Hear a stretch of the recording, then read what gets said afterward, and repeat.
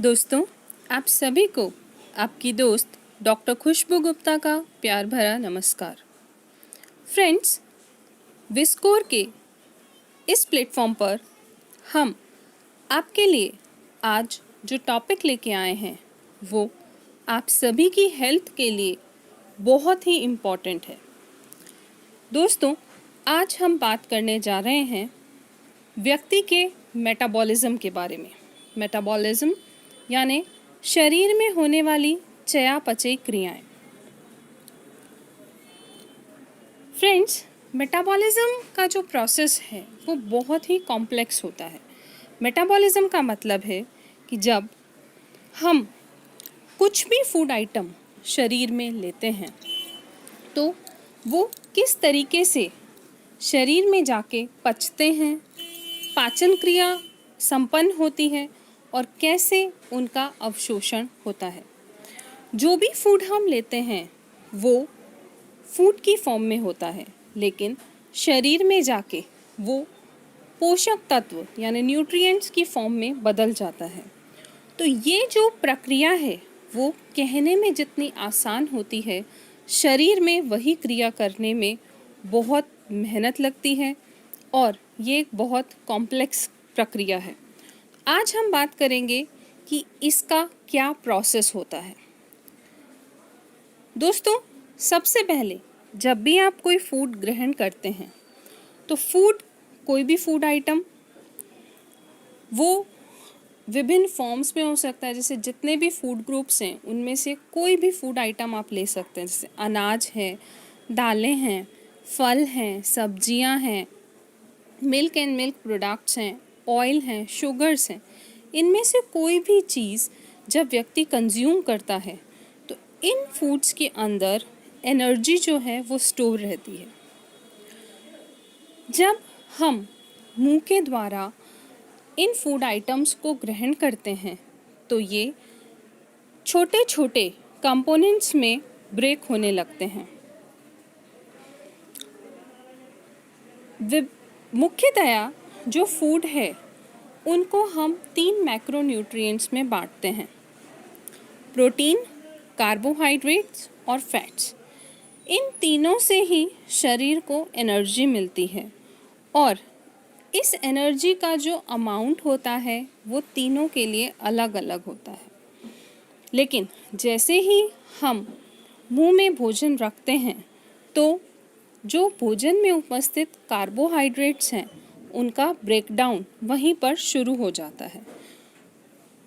फिर ये ईसोफेगस के थ्रू धीरे धीरे स्टमक में जाते हैं और वहाँ पर जाकर इनका प्रॉपर तरीके से डाइजेशन होना शुरू होता है।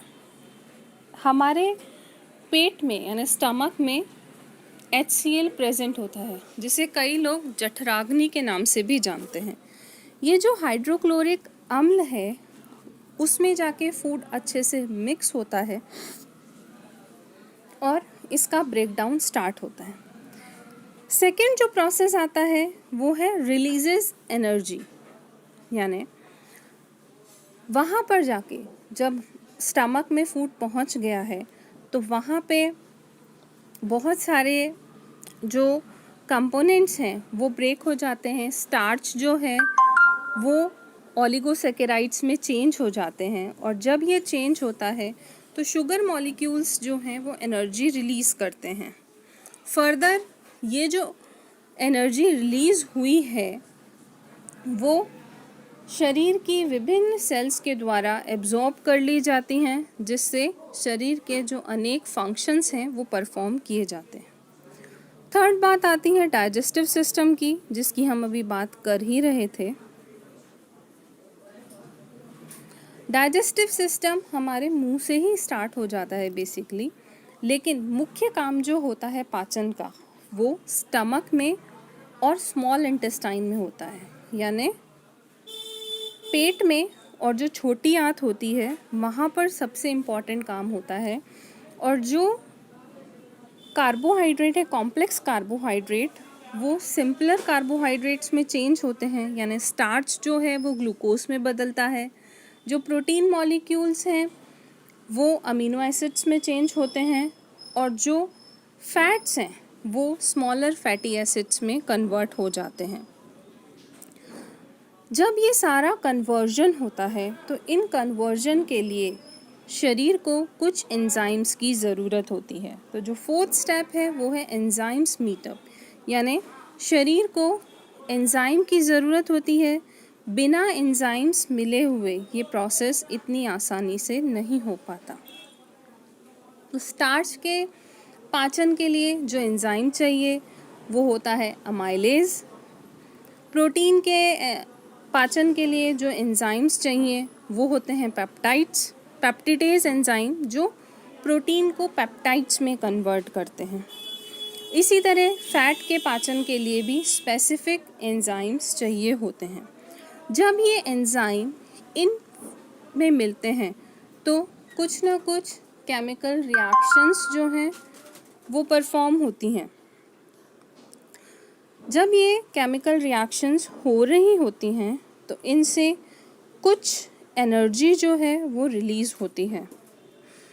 फर्दर ये जो रिलीज्ड एनर्जी है वो बॉडी में स्टोर होती है in the form of glycogen.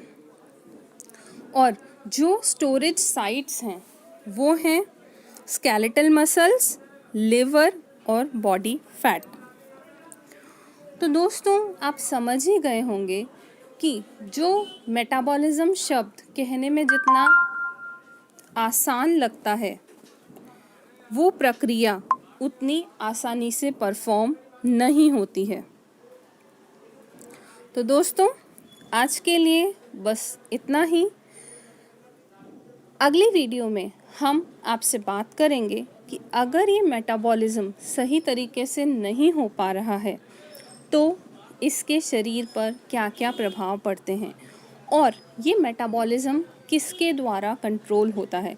क्या शरीर में कोई ऐसी रेगुलेटरी बॉडी है जो इस मेटाबॉलिज्म प्रोसेस को कंट्रोल करती है।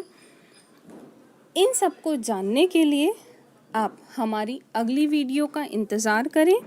तो अपनी दोस्त खुशबू को दीजिए इजाज़त। नमस्कार।